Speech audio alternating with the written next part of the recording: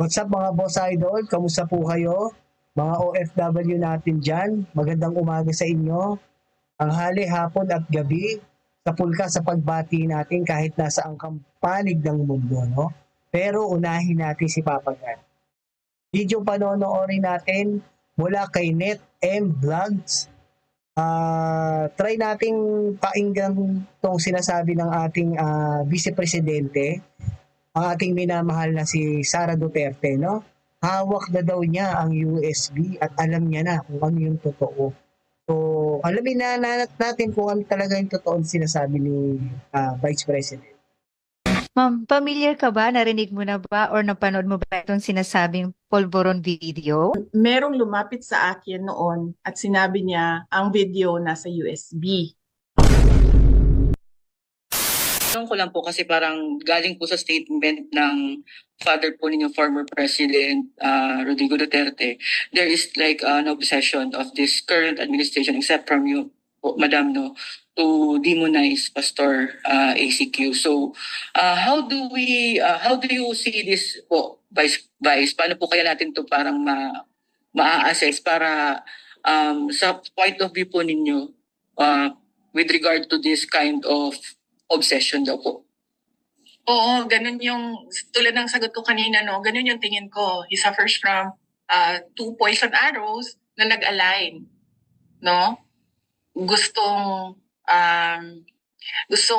may politika doon, allied siya sa mga Dutertes.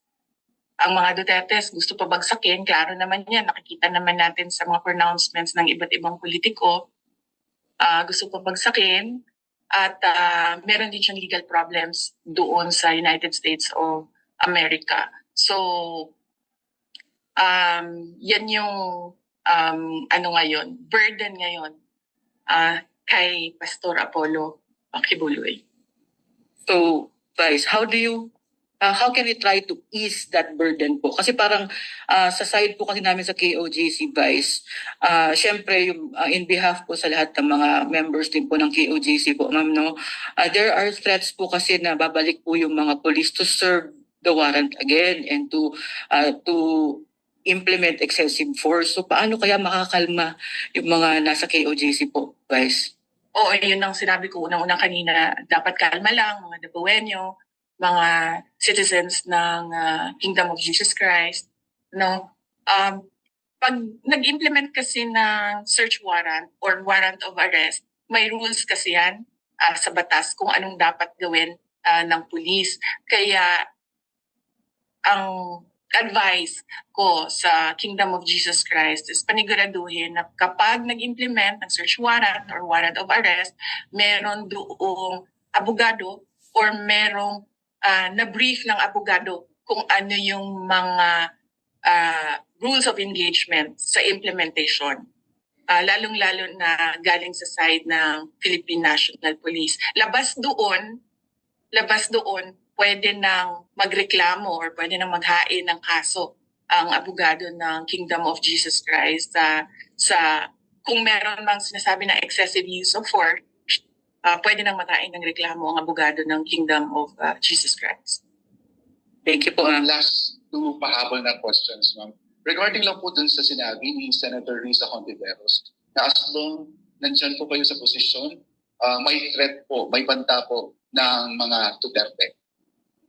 Oh, yes. Oh, that is an example of sinabi ko kasi sa inyo kanina na let me use the word of former President Rodrigo Duterte na obsessed yung mga politiko na pabagsakin ang mga Duterte at naririnig natin sa kanila ngayon, hindi naman nila tinatago.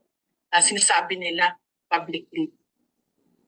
And Sayang, no? Sana nagtulungan na lang itong dalawang pamilya, no? Marcos at Duterte. Sayang, yun yung ine-expect natin, eh. Nagkaisa na, eh, no? Bakit kaya biglang nagkagulo, no? Kung talaga politika. Sayang kung nagkasundo sila at nagkaayos at nagtulungan para sa sanlibutan o sa ating bayan, nakiaasenso ng ating speaking of CES, ma'am, si Trillanes po filed a case against Congressman Pulong, Attorney Vance, kay former President Rodrigo Duterte. Then, what's your comment on this po? I cannot speak for Congressman Paulo Duterte, no? Cannot speak for Congressman Paulo Duterte. Cannot speak for my husband, Vance Carpio. Meron naman silang mga sariling statements ata nila. Pero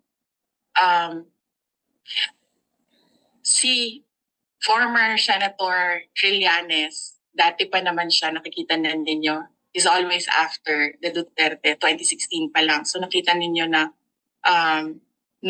politika yan lahat. Wala na yan siyang ibang motibo, kundi politika lang. Klaro naman yan, nung nakita niya na mananalo na si Pangulong Duterte noong 2016, ay hinabol na niya si President Duterte at yung buong pamilya ngayon. Si Risa Ontiveros is a female version of a Sonny Trillanes. Makikita ninyo sa kanilang mga sinasabi, hindi ko lang alam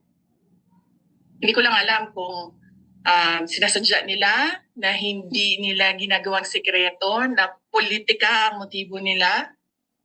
Pero pareho yan sila, si Sonny Trillanes at si Risa Ontiveros. That's a male version and a female version of an example of a politician who's going after.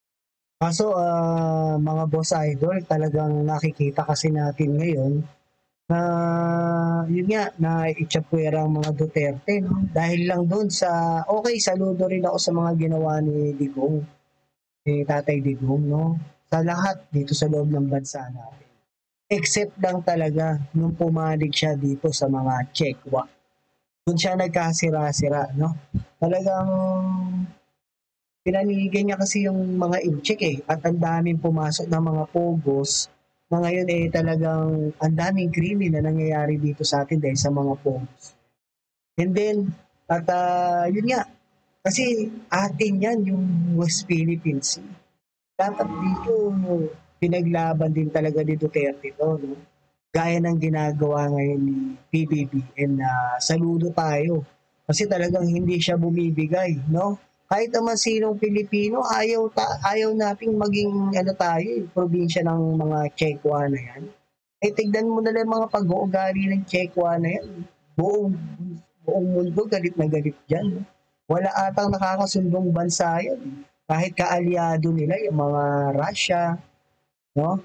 North Korea, Iran, no? So, Pakistani, yung mga yan, sila rin mag-aanuhan yan, nagpaplastikan lang din yan. No? Kasi nga, nagkakaisa sila dahil kalaban nila Amerika. Ang Amerika, kita mo naman, lahat kaalyado, lahat gusto ng bansa na parehas lang ang pamumuhay, no? Yung fair lang. No? Kagaya itong mga incheck na to, gusto kanila lahat sobra tayong binubuli na itong mga to, no? Kaya dapat wag nating hayaang ginaganyan tayo. Kaya sana itong mananalong presidente sa atin, talagang hindi tuta ng China. Kasi kung mangyayari yun, bagsak na tayo lalo yan. Buti na nga naagapan. Kaya sana magkaisa na itong Duterte at Marcos na wag din tayo magpa-under dyan sa mga incheck na yan, no? Ayusin natin yung bansa natin. Matibay na pamilya na sana itong nagbuklod. Kaso sila pa yung nagkakasiraan niya. Sayang talaga. The Dutertes. And syempre, backed up ba sila by pahiram na ng term ni Senator Zubiri, powers that be. What is happening? Ano po yung advice po natin sa ating mga kababayang Pilipino sa nangyayari napaka-init, ng politika ngayon dito sa Pilipinas? Ano po yung advice po natin sa ating mga kababayan? Okay. Napaka-init na politika, exciting yan sa mga politicians pero masama yan sa bayan. Diba? So ang advice ko sa number one, sa ating mga government officials, sa ating mga politicians, at sa mga ordinaryong mamamayan, tutukan natin ang trabaho natin, paulit-ulit ko yan sinasabi noon. Kahit nasa DepEd pa ako, pasimple lang ako na nagsasabi na tigilan muna natin yung politika, wala namang eleksyon eh.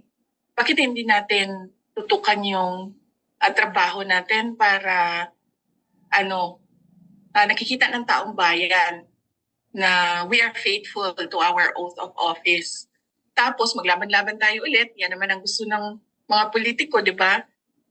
That makes their blood boil na maglaban-laban ulit sa politika. Nagiging exciting yung buhay nila kapag meron ng eleksyon. Di ba? Ma'am, familiar ka ba? Narinig mo na ba or napanood mo ba itong sinasabing polvoron video? Kasi nilabas po ito ng inyong mga supporters during the Maisog Rally in LA. Have you seen this? Have you heard about this? And ano pong masasabi niyo dito sa video na to, ma'am? Nakita ko ang video sa social media na lang. Doon ko nakita ang video. Merong lumapit sa akin noon at sinabi niya ang video nasa USB. Hindi ko binuksan ang USB dahil hindi ako marunong sa technology. Hindi ako magaling sa laptop. So hindi ko alam na kung isasaksak mo yon may virus doon, or kung isasaksak mo yon listening device siya. So hindi ko siya tinapon ko yung USB, dinispose ko siya na hindi na siya magamit. So hindi ko siya tiningnan. Pero sinabi sa akin na yun daw yung isa sa mga videos. Nakita ko yung video, cocaine video, doon sa social media na. Sayang, sana pina-open niya kahit sa internet shop. O kaya marami naman siyang tauhan, di ba? Sana pina-test niya. Para at least kung totoo man talaga yung binibintang din nila sa ating Pangulo, ngayon, mapatunayan nila, hawak na nila eh. Pero hindi ako against sa mga Duterte. Okay yan, mga palaka ni Digong talaga dati. Ang ayoko lang din talaga nung pumanig sila sa China. Yun lang naman ang pinaka-ayoko, pero the rest, okay yun. Lahat ng ginawa niya. Kahit itong si ating Vice President ngayon, okay to, saludo ko dyan. Kaso nakakatakot, para sa akin, kung mananalong presidente, kung tatakbo man po si VP Sara, at manalong presidente, ang masakit kasi talagang gusto na tayong sakupin ng China. At alam naman natin kung gaano kadikit ng mga Chinese si Digong. At na talagang nakukuha nila yung loob ni Digong. Diba? So, pag nanalo si VP Sara, mahirap din. Kaya sana yung mga botante, mag-isip din tayo, no? Kung ano yung talagang dapat. Kasi ang mahirap kasi kung maulit-uli yung pananakop nung nakaraang panahon ng Espanyol sa atin na sinakop tayo, di ba? Ginawa tayong alipin. 2024 na. Papayag pa ba tayo na ganunin tayo ng mga tsekwa na yan? Tapos mas matitindi pa ugali ng mga. Grabe, hindi na uy. Talagang laban na lang tayo. Kaya sana yung matagal pa naman, 2028 pa naman. Kaya talagang kailangan pag-isipan talaga natin mabuti na yung mananalo at iboboto natin hindi talaga tuta ng China. Kasi pag nangyari yun, tiyak, mauulit yung nangyari sa atin na mananakop ng Espanyol. Ngayon, China ang mananakop sa atin. Mas masasahol ang ugali niya. Kaya sana mga boss idol, mga OFW, pumili tayo ng presidente na talagang ayaw sa China. No?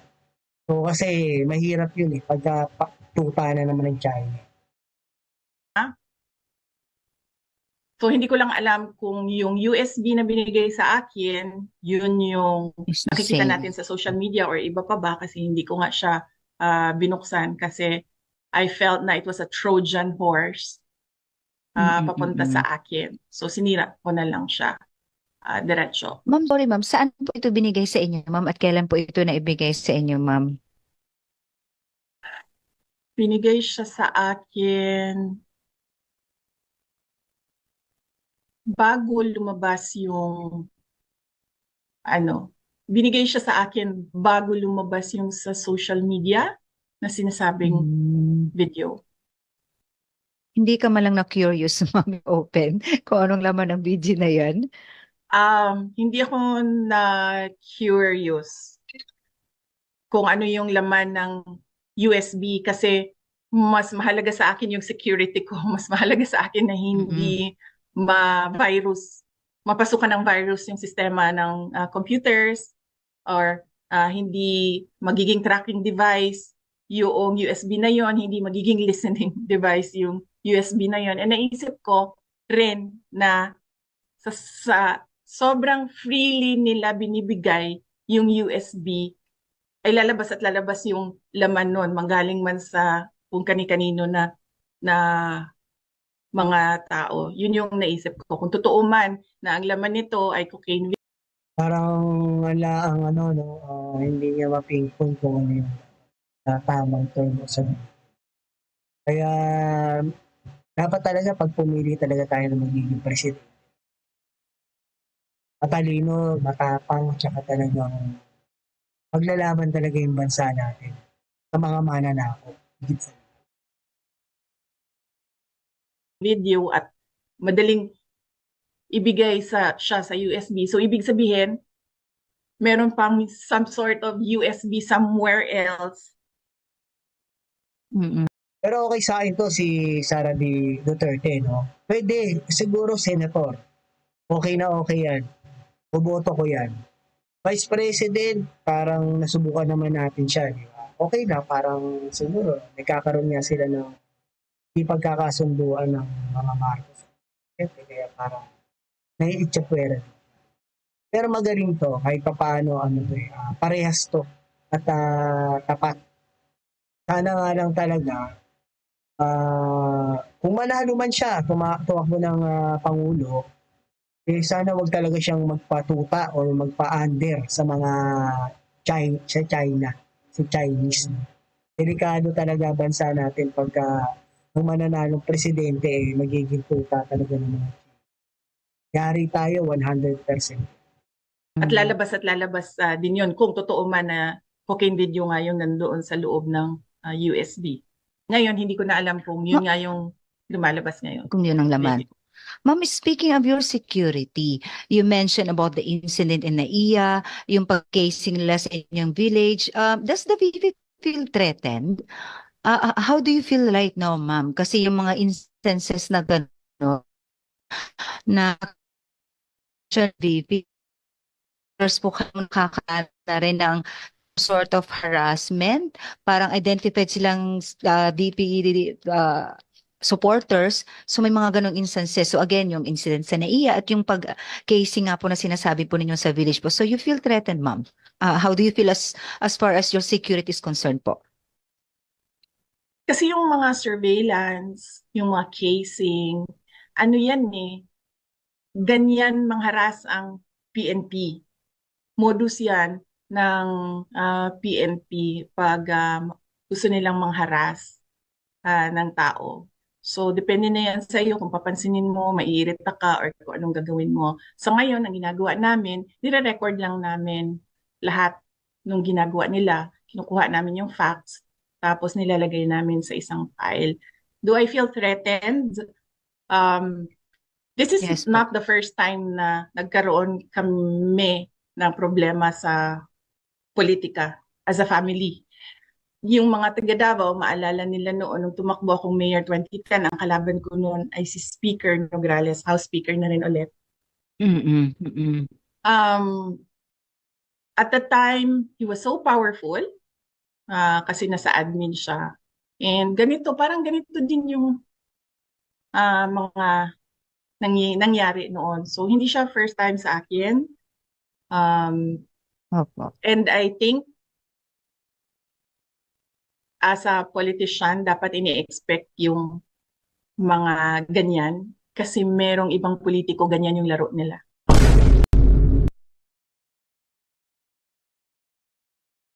Okay, alright. Natapos din yung pag-i-interview ni Nets M Vlog. Ang Red Horse Beer, suabe, lakas ng tama, pero di nag-advertise pa. So, ayun lang, mga boss idol, mga OFW natin dyan. Para lang sa akin, kung pipili tayo ng presidente, 2028 pa naman, matagal pa. Mauuna pa tayong mga senador, mga congressman. O basta sa presidente, dapat huwag lang tuta ng China. Okay na sa akin. At lalo na kung merong kamay na bakal. Yung ipalalabas uli yung death penalty para sa lahat ng korupsyon.